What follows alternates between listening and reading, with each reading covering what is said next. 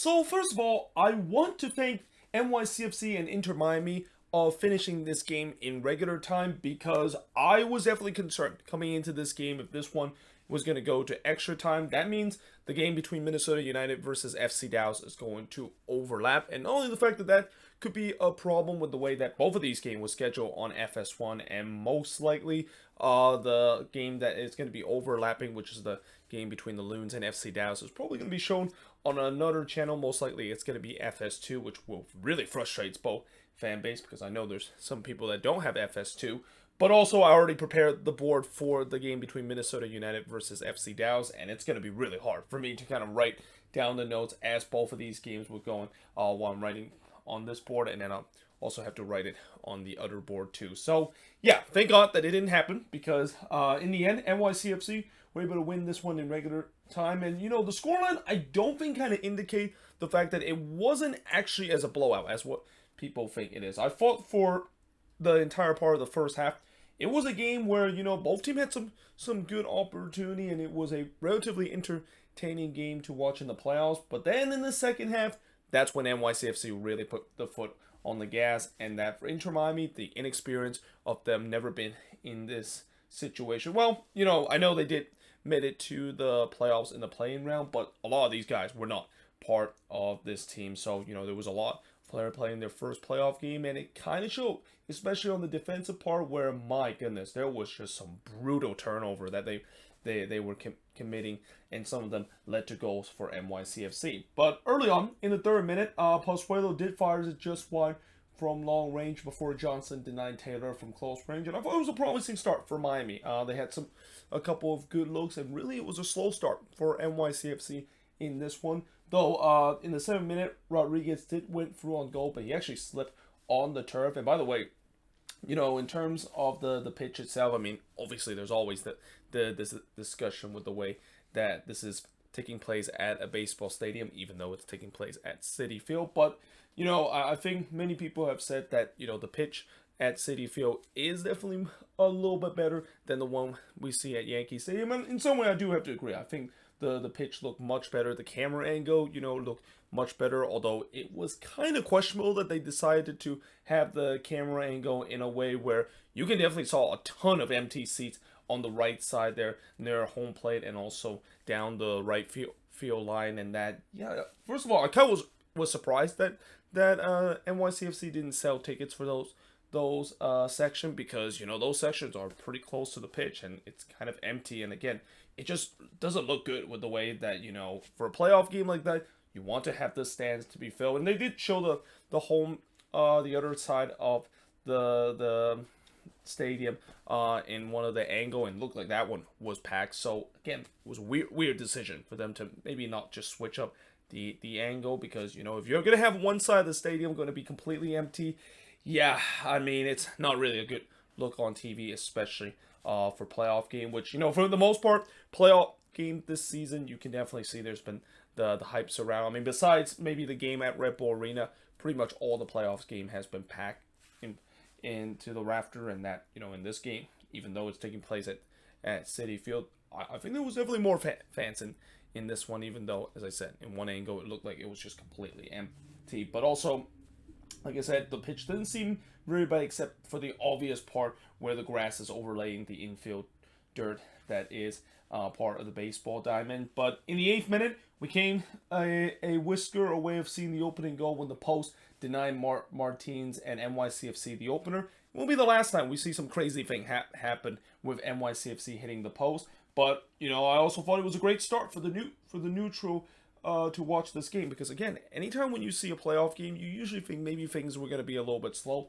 Not this game. I mean, there was chances for both of these teams to get the opening goal from the get-go, and it looked like we had the opening goal in the 22nd minute when Gonzalo Higuain puts it into the back of net, but unfortunately, he was offside. And you can clearly see on the camera angle, he was a yard or two in an offside position, so that goal was disallowed. And then Aber puts a weak shot right to counter in the 26th minute, and this is also when I wrote Miami have to watch out for those turnover. And as I'll talk about a little bit later, that turns out to be the difference in this game, because there was just too many turnovers that Miami was committing in their own end.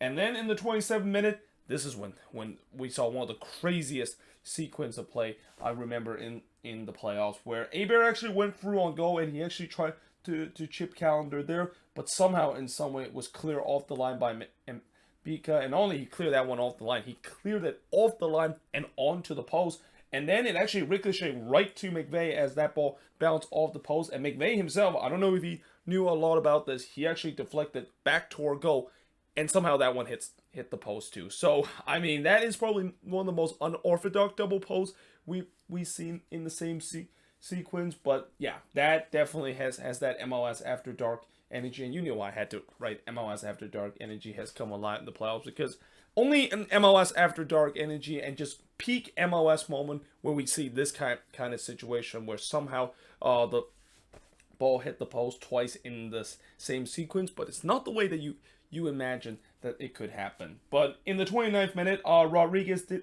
look like he was going on goal, but the flag did went up despite the fact they hit off of a defender, and I think this was really the only controversial call of this game. Well, I wouldn't say that, because there were a couple more small controversial ones, but this was probably the obvious one. And while, I don't know if this would have led to a goal, because it looks like Rodriguez was going to go wide there. You never know, maybe he'll play it back in the middle, and maybe one of the NYCFC player was going to get to it, because yeah, this should have not been called offside. Like, when the ball is touching the defender and he clearly intervened it, then it's not considered an offside. So I thought the referee got that one wrong here. And again, the only saving grace is that at least, this didn't really kind of lead to a dangerous opportunity, or worse, if the ball actually went into the back net. If the ball actually went into the back net, this is what I talked about earlier before in the regular season, especially near the end, where I am just so worried about blown calls like this that could really impact the game and can really change the playoffs, because the last thing we need right now, with the way how inconsistent VAR and refereeing decision has continued to plague this league, we're going to have these kind of moments that could really change how the playoff game, or how the game turns out. But like I said, fortunately, in some way, that wasn't really kind of a big factor, but it's definitely one thing to just know, another example of just, again, refereeing decision and bad refereing is still a huge problem, and that could have easily impact how this game would be. But I also wrote that Miami, they really now need to watch the turnover, because these chances that they were giving up was just completely self-inflicting. I mean, NYCFC on the build-up, they've been okay so far, but really the best chances they had was because of bad turnover from Inter Miami, and that you just had a feeling one of these is eventually going to be punished. But in the 40th minute, Tinnerholm did blast one into the stands before Higuain also blasted high from 14 yards out. And despite the fact that we had a lot of chances in this one, somehow we stay scoreless heading into the second half. And then the second half, the heaven definitely opened up, as the rain can definitely be heard on the audio. I mean, it was pouring at Citi Field. And that was also kind of an interesting case where, with the way that not only you're playing on the outfield grass at Citi Field, but add the rain to the factor, is that going to maybe change how the pitch, of course, would be? And to be honest, it really didn't. I think that pitch really hold up very well. And again, we did see some player maybe slip a little bit, but not as much as I thought it would be. Add to the fact that the rain in this one, and you can also see some people were heading into the concourse because it was raining that badly, and because it is a baseball stadium, there's basically zero cover in the stands. But I also thought that it was kind of been much tighter in the start of the second half. Neither team really kind of looked sharp really in the first 10 minutes, though Johnson did have to make a save here to deny Higuain from close range. I mean, Higuain had some good looks in this one, and you can see he was really a guy that, what turns out to be his final game is in his career. He was trying to continue another game before he eventually call it a day. But fortunately for him, as I'll talk about in just a bit, this was indeed his final game in his legendary career, because in the 63rd minute, NYCFC gets the breakthrough. It's Pereira that scored from Rodriguez to give NYCFC a 1-0 lead. And while that was a great solo run from Santiago Rodriguez setting up Pereira there, that was some terrible defending from Inter Miami. Like, the fact that he basically ran into a couple of Inter Miami players and yet still were able to go through on goal. I think there was one time where there was two Miami players that was ready to win the ball, and they just kind of got shoulder barged each other, and that Rodriguez somehow still was able to go through both of them. Yeah, that is some I wouldn't even say high school level kind of defending, because that would be a disrespect in terms of high school. I'll just say that was some Three Stooges defending I've seen there from Inter Miami. And again, defending and turnover really killed Inter Miami in this one, because in the 68th minute, NYCFC would make it 2-0 as Maxi Morales would score from Rodriguez and Tinnerholm, and this was a classic NYCFC goal. We know that when they're at their best on the attack, they're absolutely unstoppable, and they play some of the most beautiful soccer in MLS, and this was a great example of a lovely 1-2 kind of connection. Fine Morales who coolly slots that one home. And yeah, NYCFC were up 2-0 in this one, but Inter Miami, their defense had completely gone AWOL in the last 5 minutes. And I would say that is kind of kindly to say, because their defense was really holding on with the way that, again, throughout this game, they've been kind of fortunate that they haven't conceded, despite the fact that they have came nowhere near playing good enough to potentially keep this one at 0-0. But as the time winds down, Miami did try to go for a grandstand finish, while NYCFC, they were kind of bunkering a little bit, trying to seize out this 2-0 win. Gibbs would head set wide from close range before Calendar would deny 0-2 from close.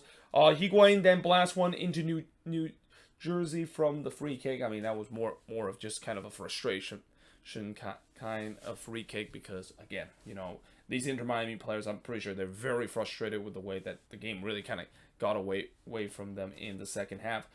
Calendar then denied Andrade from long range, but then in the first minute of stoppage time, Aber would put the cherry on the top for NYCFC to make it 3-0 in favor of them, and that goal really just sums up Inter Miami night. I mean, this was just an absolute brutal turnover, gifted right into Aber, who was through on goal like that. And when you basically gift the ball away right to an attacker and goes in on goal, yeah, it's most likely going to end up in a goal. And while Calendar did a great job in terms of saving this one, it was a fortunate rebound right back to Aber, and he basically slots it into the empty net for one of the easiest goal he'll ever score in his career. And yeah, in the end, NYCFC able to win 3-0 in this one. And the shots in this one, 27 shots compared to 11 that Miami has, 9 shots on goal compared to 4 that Miami has, 7 shots off target compared to 4 that Miami has, 3 shots that was blocked compared to 11 that NYCFC had, and possession-wise, 52% possession compared to the 48% possession that Inter Miami has in this game. And overall,